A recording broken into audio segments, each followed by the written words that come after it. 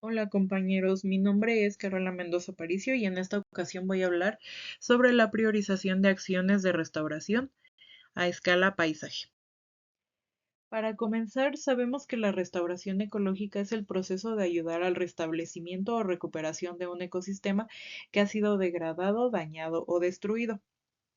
Al llevar a cabo acciones de restauración ambiental, pueden haber ciertas limitaciones, como por ejemplo la disponibilidad de recursos económicos. Y es de aquí de donde surgen ciertas preguntas como dónde actuar primero, si vale la pena hacer grandes inversiones en una zona extendida o es mejor hacer pequeñas inversiones en diferentes lugares. Y es de aquí de donde nace el término de priorizar, que la Unión Internacional para la Conservación de la Naturaleza define como el trabajo de restauración que se enfoca en las intervenciones más urgentes e importantes para el logro de las metas a nivel de todo el ecosistema. Por lo tanto, la restauración debería centrarse en áreas con mayor riesgo de degradación y que produzcan los mayores beneficios ambientales. Para decidir en qué zona se debe restaurar o en qué zona se debe restaurar primero, pues esto depende del contexto. Por ejemplo, en el caso de los ecosistemas forestales, se enfocan en las áreas más deforestadas desde una aproximación ecológica. Eh, en el caso de España, por ejemplo, de manera histórica, pues se le ha dado prioridad a ciertos sitios para evitar catástrofes como las inundaciones, por lo que se ha decidido reforestar ciertas zonas para, pues, como parte de la lucha contra la desertificación. Y lo ideal es garantizar un uso óptimo de los recursos tanto ambientales como económicos. Para esto es necesario una planeación. Existen diferentes enfoques para abordar la restauración. Estos han sido documentados en diferentes trabajos. El primero es el que menciona el doctor Jordi Cortina en su presentación, que es determinar jerarquías de acuerdo al estado de salud de los hábitats y de las especies. También existen los modelos multicriterio. Estos se han usado para definir las áreas prioritarias, integrando variables ecológicas y de contextos socioculturales rurales. También está el uso de la teledetección y los sistemas de información geográfica, igualmente para la definición de prioridades y la identificación de las zonas a restaurar. En términos espaciales, este último enfoque es muy importante. Realmente eh, da buenos resultados que después se comprueban en campo y por eso pues se ha utilizado en diversos trabajos. Y bueno, se deben establecer diferentes criterios para definir estas áreas prioritarias. En este sentido, se deben tomar en cuenta tanto criterios ambientales como socioeconómicos. En algunos estudios se han tomado en cuenta estos criterios como son el clima, que se hace más referencia a la precipitación, el suelo, teniendo en cuenta aspectos como la textura, la profundidad, el nivel de erosión, el cual es muy importante, la permeabilidad y la humedad del suelo. En cuanto a la topografía, la pendiente es un subcriterio bastante relevante. También se toma en cuenta la cobertura vegetal. En este sentido, es importante conocer el uso de suelo, la presencia de vegetación secundaria y la presencia de vegetación densa. Asimismo, la perturbación, que ya va más relacionada con términos sociales y económicos, que se refiere a la cercanía a caminos y localidades. Y los criterios socioeconómicos que se han tomado en cuenta en diversos estudios son el tipo de propietario, ya que la zona a restaurar podría ser de propiedad ejidal, comunal, privada o pública. También la presión antrópica, que es la presión potencial que ejerce el ser humano sobre el ecosistema. Esto es bastante importante de determinar, ya que a partir de conocer la fuente que está ejerciendo presión sobre el ecosistema, que está haciendo que se vaya degradando más y más, pues se puede atacar o se puede poner como prioridad más bien para atender em, y poder tener un mejor resultado. También se debe tener en cuenta la accesibilidad, eh,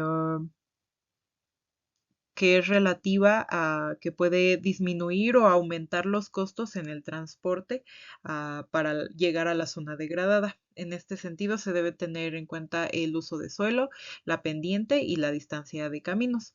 En términos económicos, es importante tener en cuenta el desempleo o la cantidad de empleos que podría generar una actividad o un proyecto de restauración.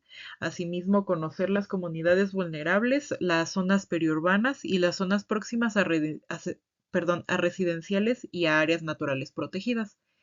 En cuanto a la cultura, no se debe de quedar atrás y por eso pues se debe considerar la identidad cultural, las áreas turísticas y las áreas recreativas.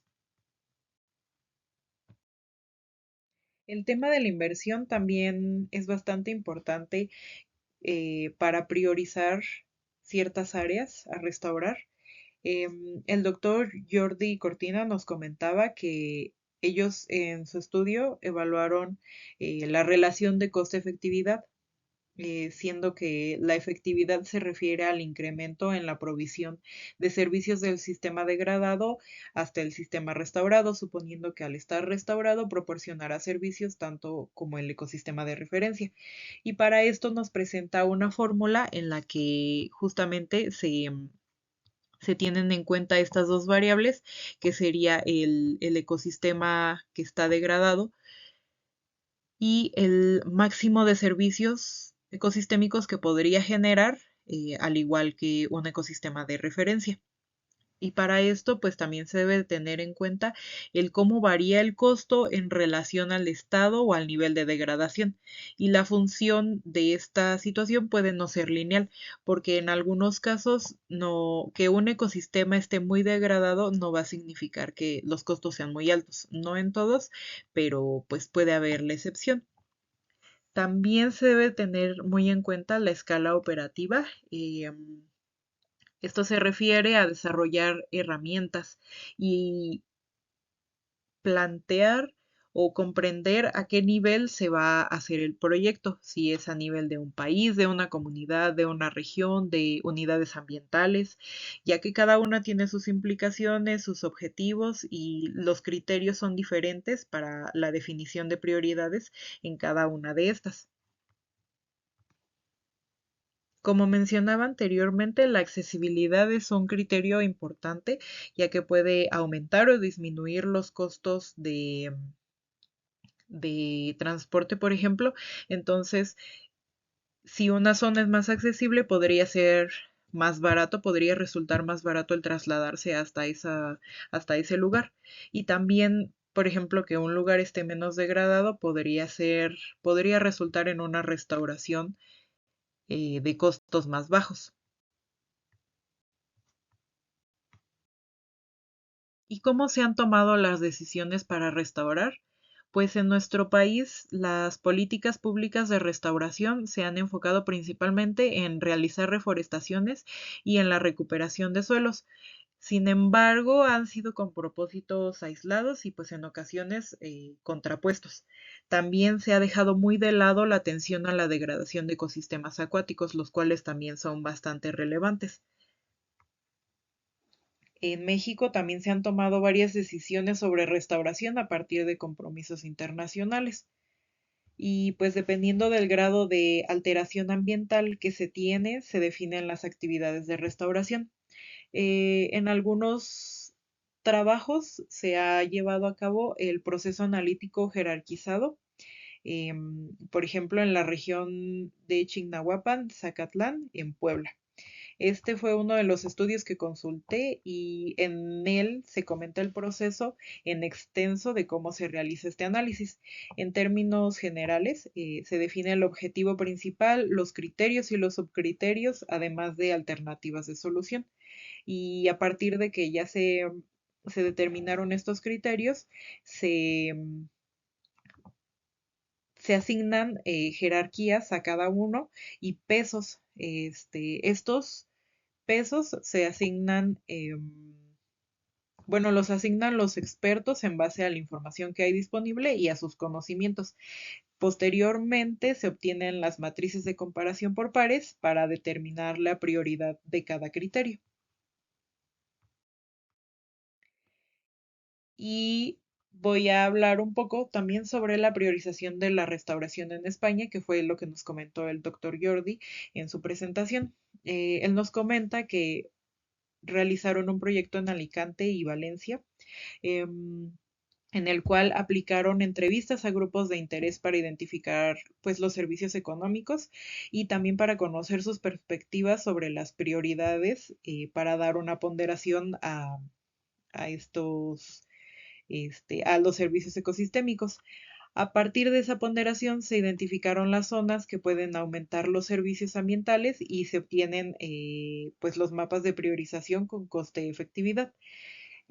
Señaló que las prioridades son diferentes para las instituciones o los investigadores y para las comunidades. Por ejemplo, hace énfasis en la fijación de carbono, ya que las comunidades o los grupos de interés que participaron en las entrevistas no lo mencionaron como algo tan importante, pero las instituciones o los investigadores que se encargaron de llevar a cabo este estudio, pues ellos sí lo consideran un criterio muy relevante.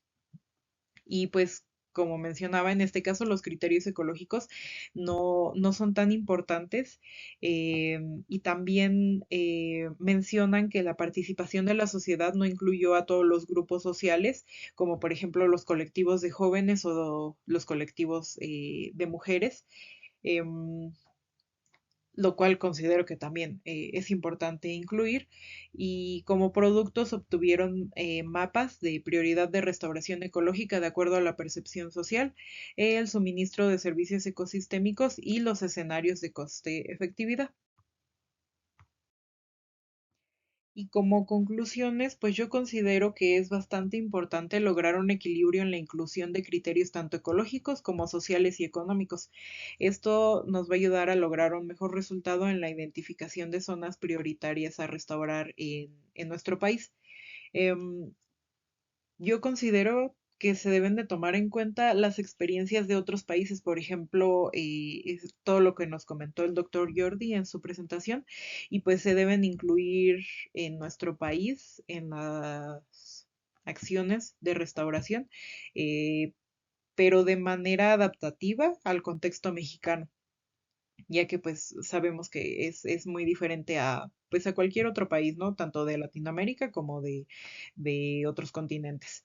Y pues se le debe dar un peso importante al tipo de propietario y a los criterios económicos, así como a la degradación del suelo, ya que a partir de esta pues se puede identificar cuál zona se debe restaurar primero o se debe restaurar en vez de otra. em, Porque pues el suelo es un recurso bastante importante que, que brinda diferentes servicios de regulación. Y también creo que se debe impulsar la participación de las mujeres en la toma de decisiones para llegar a un consenso. Otros aspectos que creo que se deben de tener en cuenta, pues es el desempleo y las zonas vulnerables, así como las zonas marginadas y pues incluir criterios como la fijación de carbono, ya que en los estudios bueno, en los reportes de estudios que usé como referencia para este trabajo, no lo mencionaban. Y estas son las referencias que consulté. Eso sería todo de mi parte. Muchas gracias.